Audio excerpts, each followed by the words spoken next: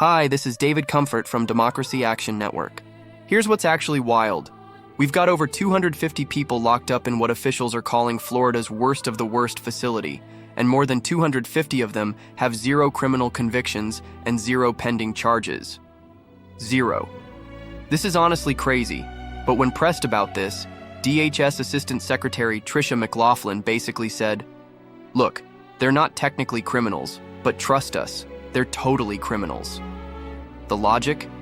Everyone who crossed the border illegally committed a crime, so case closed.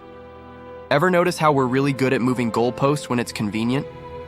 What if I told you that seeking asylum, which many of these folks were doing, isn't actually illegal?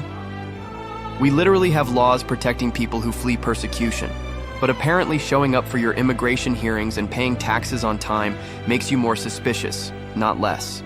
The article brilliantly points out this Kafkaesque twist. Neighbors of serial killers always say they seemed normal and law-abiding.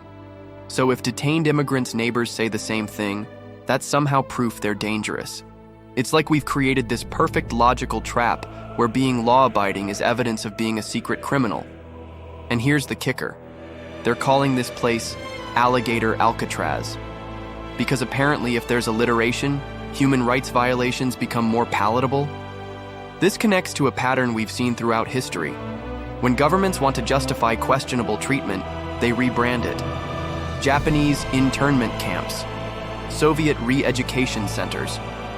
What's particularly wild is how they're collecting DNA from immigrants, including toddlers, for a database to help suspect them of crimes.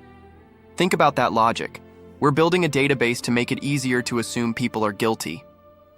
The most revealing line might be this: "You can tell they are criminals because of the side of the fence they're on." That's not justice. That's geography determining guilt. But here's what gives me hope. Articles like this exist. People are paying attention. When absurdity gets this transparent, it becomes harder to sustain. We've seen this movie before, from Chinese exclusion acts to Operation Wetback, and eventually, we look back embarrassed. The puzzle worth solving isn't just about immigration policy. It's about how democracies can maintain both security and justice without creating these logical pretzels where non-criminals become the worst of the worst. History suggests we figure it out eventually. The question is how much unnecessary suffering we create along the way. Please like this video and subscribe to our channel. It would help out a lot.